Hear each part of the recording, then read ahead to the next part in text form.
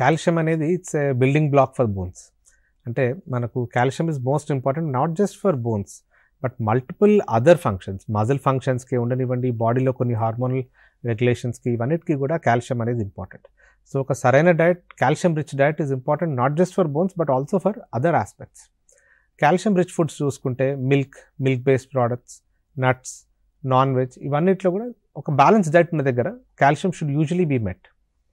నా కొందరికి we advise calcium supplements, especially nursing mothers అప్పుడు కానీ, లేకపోతే ఎల్డర్లీ ఒక్కొక్కసారి కొంచెం ఏజ్ ఉన్న వాళ్ళకు, పోస్ట్ మెనోపాజల్ అలాంటి సిమ్టమ్స్ ఉన్న వాళ్ళకు, or where you feel malnutrition వలన ప్రాపర్ బ్యాలెన్స్ డైట్ లేదనుకున్న వాళ్ళకు ఖచ్చితంగా అడ్వైజ్ చేస్తాం.